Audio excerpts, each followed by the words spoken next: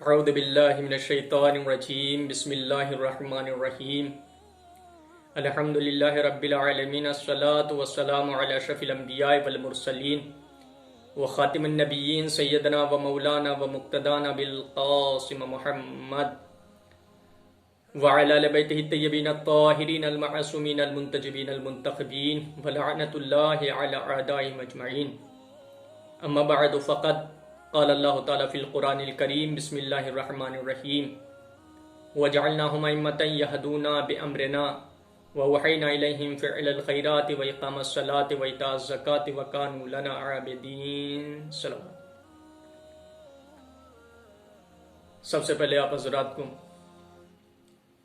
ولادت باسعادت حضرت امام حسن عسکری علیہ السلام کی تبریک عالم اسلام خصوصاً محبان اہل بیت کو پیش کرتے ہیں۔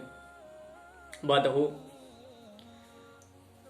آپ کے سامنے امامت کے سلسلے میں کچھ باتیں خصوصاً امام حسن عسکری علیہ السلام کی حیات طیبہ کے متعلق ایک دو باتیں عرض کرنے کی کوشش کروں گا۔ قرآن مجید کا مشہور سورہ سورۃ الانبیاء جس کی آیت نمبر 73 جہاں وحدہ لا شریک امام بنانے کا حق کس کو ہے اور خصوصیات امامت کے بارے میں گفتگو کر رہا ہے۔ یقیناً منصب امامت بہت اہم منصب ہے جس کے سلسلے میں قرآن میں بہت سارے مقامات ملیں گے کہ جہاں اللہ نے واضح بیان کیا ہے۔ ایک مقام پر اہمیت امامت کو بیان کرتے ہوئے ارشاد ہوتا ہے وَيَوْمَ نَدْعُو كُلَّ أُنَاسٍ بِإِمَامِهِمْ، اور ہم قیامت کے دن ہر انسان کو اس کے امام کے ساتھ بلائیں گے، یعنی ہر انسان امام کے ساتھ روز قیامت حاضر ہوگا۔ اور پیغمبر بھی بیان فرماتے ہیں من مات ولم یعرف امام زمانہ مات میتۃ جاہلیہ، جو بھی شخص اپنے زمانے اور اپنے وقت کے امام کو پہچانے بغیر مر جائے اس کی موت جاہلیت کی موت ہوتی ہے، اس کی موت کفر اور گمراہی کی ہوتی ہے۔ تو جب امام کا پہچاننا ضروری ہے تو ہمارے لیے ضروری ہے اور لازمی ہے کہ ہم امام کو پہچانیں۔ اب سوال پیدا ہوتا ہے کہ معیار معرفت امامت کیا ہونا چاہیے، کون سا معیار، کون سی کسوٹی ہو جس کے ذریعے ہم امام کو پہچانیں؟ تو یقیناً معیار معرفت امامت کے لیے بہترین معیار ہے قرآن مجید۔ ہم قرآن سے پہچانتے ہیں۔ قرآن مجید کی جس آیت کی تلاوت کا شرف حاصل کیا اس میں اللہ نے امام کے خصوصیات اور معیار امامت کے بارے میں بیان کیا ہے۔ ارشاد ہوتا ہے وَجَعَلْنَاهُمْ أَئِمَّةً يَهْدُونَ بِأَمْرِنَا، اور ہم نے لوگوں کی ہدایت کے لیے پیشوا امام رہبر بنائے، يَهْدُونَ بِأَمْرِنَا، جو ہمارے حکم سے ہدایت کرتے ہیں۔ وَأَوْحَيْنَا إِلَيْهِمْ فِعْلَ الْخَيْرَاتِ، اور ہم نے ان امام کی طرف کار خیر کی وحی، وَإِقَامَ الصَّلَاةِ، اور نماز قائم کرنے کی وحی کر، وَإِيتَاءَ الزَّكَاةِ، اور زکوٰۃ ادا کرنے کی وحی کر، وَكَانُوا لَنَا عَابِدِينَ، اور یہ ہمارے عبادت گزار بندے۔ دیکھیں مختصر سے وقت میں اس آیت میں جو خصوصیات بیان کیے گئے، جو صفات و امتیازات بیان کیے گئے، سارے امتیازات کو بیان نہیں کیا جا سکتا، البتہ اس آیت میں جو دو صفتیں ابتدائی بیان ہوئی ہیں اسی میں اس کے بارے میں گفتگو کی۔ پہلی صفت، پہلی امتیاز یہ ہے کہ وَجَعَلْنَاهُمْ، اللہ کہتا ہے وَجَعَلْنَاهُمْ، امام بنانے کا اختیار مجھے ہے، بندوں کو نہیں ہے۔ دیکھیں اگر بندوں کو اختیار ہوتا تو بندوں سے پہلے ایک امام گزرے ہیں جو نبی بھی ہیں، رسول بھی ہیں، جناب ابراہیم علیہ السلام، انہیں بدرجہ اتم حق حاصل ہوتا کہ جب اللہ نے انہیں منصب امامت عطا کیا تو آپ نے فرمایا وَمِن ذُرِّيَّتِي، اے اللہ کیا یہ منصب امامت میرے ذریت میں مل سکتا ہے؟ آواز قدرت لا ینال حد الظالمین، ابراہیم تم امام بن سکتے ہو لیکن ظالمین تک یہ عہدہ نہیں پہنچ سکتا۔ اس جملے سے دو باتیں واضح ہو گئی۔ اول تو امام مظلوم ہوتا ہے، ظالم نہیں۔ دوسرا یہ کہ جب امام بنانے کا حق ایک امام کو نہیں ملتا تو پھر امت پیغمبر کو کیسے حاصل ہو سکتا؟ امت پیغمبر کو امام بنانے کا حق حاصل نہیں ہو سکتا، یہ اللہ کو اختیار ہے۔ وَجَعَلْنَاهُمْ أَئِمَّةً يَهْدُونَ بِأَمْرِنَا، امام وہ ہوتا ہے جو ہمارے حکم سے ہدایت کرتا ہے۔ اب سوال یہ ہے کہ جب امام کو اللہ منتخب کرتا ہے اور اللہ ہی کے حکم سے ہدایت کرتا ہے تو ہدایت کے لیے سب سے اہم چیز ہے علم. علم کے بغیر ہدایت نہیں کی جا سکتی. تو جب اللہ کے حکم سے ہدایت کریں گے تو پھر ان کے لیے ضروری بھی ہے کہ اللہ ہی انہیں علم دے. بندوں سے وہ علم حاصل نہیں کر سکتے. یہی وجہ ہے کہ الحمدللہ جس سلسلے امامت کو ہم مانتے ہیں، ہم تسلیم کرتے ہیں، اول تائیدم اول سے لے کر آخر تک کسی امام نے کسی بندے کے سامنے زانوی ادب طے نہیں کیا. ہمیشہ بندوں کو علم دیتے ہوئے نظر آئے. علم انہوں نے بندوں کو دیا ہے، بندوں سے حاصل نہیں کیا، چونکہ انہیں اللہ نے علم عطا کیا. یہ قرآن کی واضح آیتیں ہیں جو ان سینوں میں محفوظ ہیں جنہیں علم عطا کیا گیا. یعنی کچھ ایسے سینے ہیں کہ جن سینوں میں قرآن کی آیتیں محفوظ ہیں، انہیں علم عطا کیا گیا. اگر تفسیر دیکھیں تو تفسیر میں یہ واضح مفسرین نے بیان کیا، یہاں اوت العلم سے مراد ائمہ طہار علیہ السلام، یعنی انہیں اللہ نے علم عطا کیا. یہی وارثان قرآن ہے کہ جس کے لیے دوسرے مقام پر ارشاد ہوتا ہے ثم اورثنا الکتاب الذین اصطفینا من عبادنا. یہ ائمہ طہار علیہ السلام ہے کہ جو وارثان قرآن ہیں کہ جنہیں اللہ نے علم عطا کیا ہے.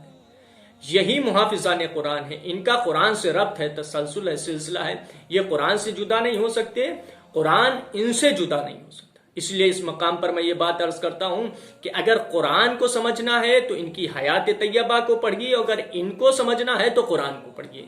صلوات بھیجے محمد و آل محمد. یعنی قرآن کو ہٹا لیں تو یہ سمجھ میں نہیں آئیں گے، انہیں ہٹا لیں تو قرآن سمجھ میں نہیں آ سکتا. قرآن پر وقت پڑے گا تو یہ بتائیں گے، ان پر وقت پڑے گا تو قرآن سامنے آئے.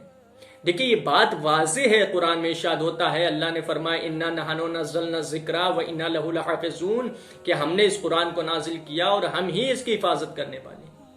اس کا مطلب یہ ہرگز نہیں کہ اگر قرآن پر وقت پڑے گا تو اللہ سامنے آ جائے گی، اس لیے کہ اللہ وجود نہیں رکھتا. نہیں، ہاں اس نے اہتمام کیا. جیسے خانہ کعبہ پر وقت پڑا، ابرہہ کا لشکر ڈھانے کے لیے آیا تو خدا سامنے نہیں آیا بلکہ اس نے ابابیل کو بھیج دیا. ویسے ہی قرآن پر وقت پڑے گا تو اللہ نہیں بلکہ کچھ خاصان خدا، کچھ بندگان خدا ہیں جو قرآن کی حفاظت کرتے ہوئے نظر. انہی بندگان خدا، انہی خاصان خدا میں ہمارے 11ویں امام حسن عسکری علیہ السلام، آپ کی ولادت باسعادت ایک روایت کے مطابق 8 ربیع الثانی، دوسری روایت کے مطابق 10 ربیع الثانی سن 232 ہجری بروز جمعہ. شہادت آپ کی 8 ربیع الاول سن 260 ہجری.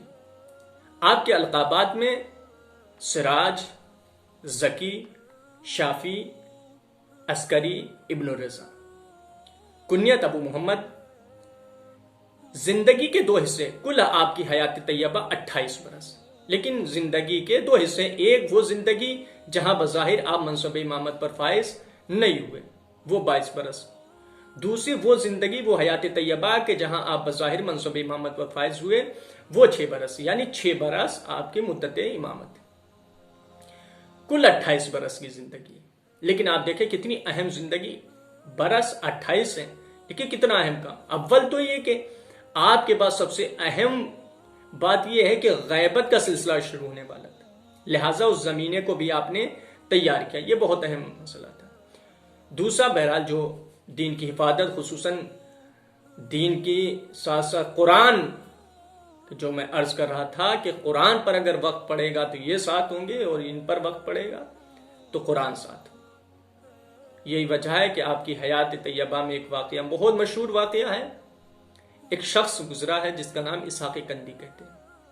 اس نے تحقیق کی اور کہا جاتا ہے بہت بڑا فلسفی تھا.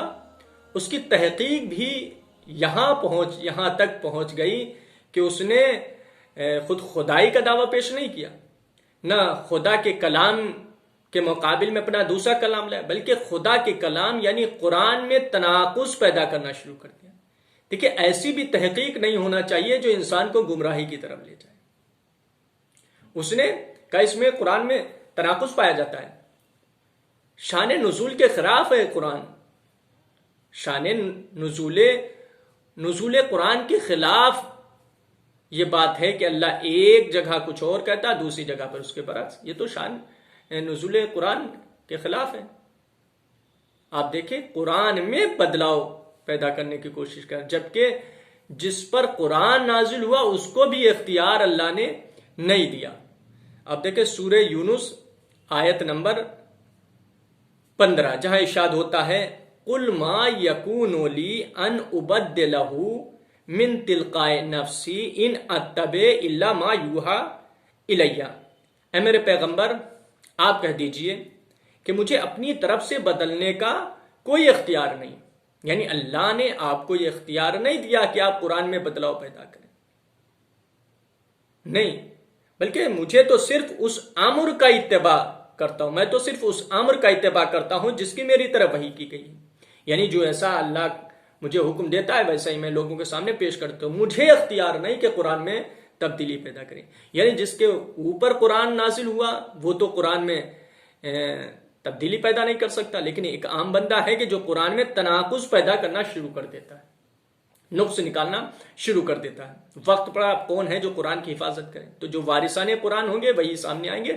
لہٰذا دیکھیے علماء تھے، اور میں یہ بات عرض کرتا رہتا ہوں کہ چاہے بنی امیہ کا دور ہو، یعنی خلفائے بنی امیہ ہو یا خلفائے بنی عباس، ہر خلیفہ کے دور میں عالم نہیں علماء رہے ہیں، لیکن علماء دین کے لیے نہیں حکومت بچانے کے لیے ہوتے۔ آج حکومت پر بھی وقت پڑا ہے، دین پر بھی وقت۔ کون ہے کوئی عالم اٹھتا اور اس کو جواب دے دیتا، لیکن کوئی نہیں تھا۔ جب امام حسن عسکری علیہ السلام کو پتا چلا تو آپ نے اسحاق کندی کے ایک شاگرد کو بلایا، بلانے کے بعد کہا کہ تمہارے استاد نے لوگوں کے درمیان میں شک پیدا کر رکھا ہے۔ کہا بے شک امت محمدی گمراہ ہے۔ کہا مولا بے شک آپ کچھ انتظام کیجیے۔ آپ نے کہا پریشان مت ہو، آپ اپنے استاد کی قربت حاصل کریں، جب آپ پر وہ بھروسہ کرنا لگے تو ان سے سوال کرنا کہ یہ جو قرآن میں تم نے تناقض پیدا کیا ہے، جو کمی نکالنا شروع کیا، تم ان سے کہنا ہے کہ جو تم نے قرآن میں مراد لی ہے، جو مطلب سمجھا ہے، جو مفہوم و معنی مراد لیے ہیں، آیا یہ وہی مراد ہے جو اللہ کی مراد ہے؟ اگر وہ کہے کہ ہاں جو میری مراد ہے وہی اللہ کی مراد ہے، وہی اللہ کا مطلب ہے، تو کہنا ہے یہ آپ کے پاس دلیل کیا ہے، ثبوت کیا ہے، کیا کسی فرشتے نے آ کر سند دی ہے؟ اگر یہ کہنا یہ میری مرضی میری مراد ہے تو کہنا یہ کیسے ہو سکتا ہے کہ کلام دوسرے کو ہو مراد آپ کی ہو؟ بہرحال امام کا کہنا تھا، اسحاق کندی کا شاگرد جاتا ہے، ایک مرتبہ وہ وقت بھی آتا ہے، اس نے فوراً یہی سوال کیا۔ سوال سننا تھا، اسحاق کندی دنگ رہ گیا۔ دنگ رہ جانے کے بعد فوراً پوچھتا ہے کہ یہ بتاؤ یہ تمہیں کس نے بتایا؟ کہا کہ استاد یہ میری فکر ہے، میری سوچ ہے، میں نے سوچا ہے۔ کہا کہ یہ کیسے ہو سکتا ہے کہ جو سوچ جو فکر آج تک استاد کے ذہن میں نہ آئی ہو وہ شاگرد کے ذہن میں کیسے آ سکتی ہے؟ شاگرد کیسے سوچ سکتا ہے؟